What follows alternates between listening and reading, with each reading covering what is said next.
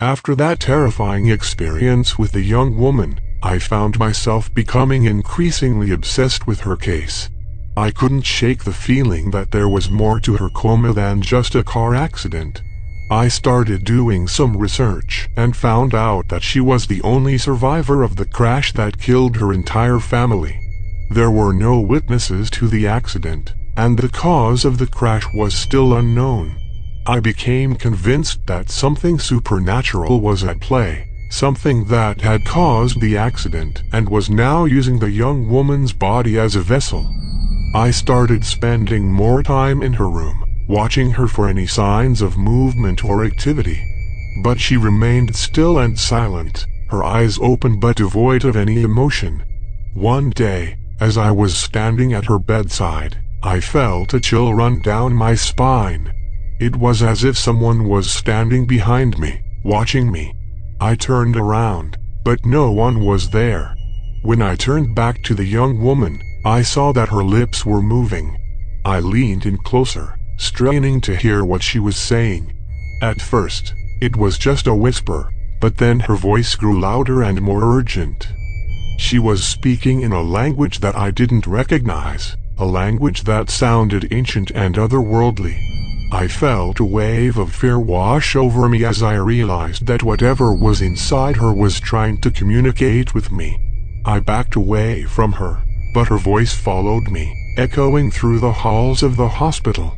It was as if the entire building was vibrating with her words, and I knew that I had to find a way to stop her before it was too late.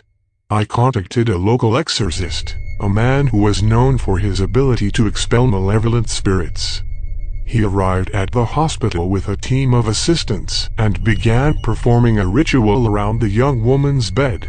I watched in awe as he recited ancient incantations and sprinkled holy water on her body.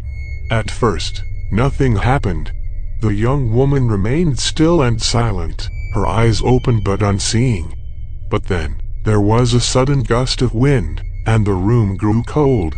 I could feel the presence of something dark and malevolent, something that was angry at being disturbed.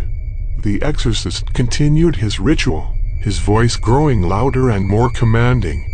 Suddenly, the young woman's body began to convulse again, and her eyes rolled back in her head. Her mouth opened in a silent scream, and I could see something moving beneath her skin. The exorcist redoubled his efforts, his assistants chanting and praying around him. Finally, after what seemed like an eternity, the young woman's body went still. Her eyes closed, and she let out a deep, shuddering breath.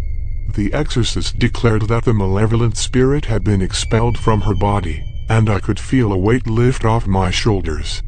As I left the hospital that day, I knew that I had been witness to something truly terrifying and otherworldly.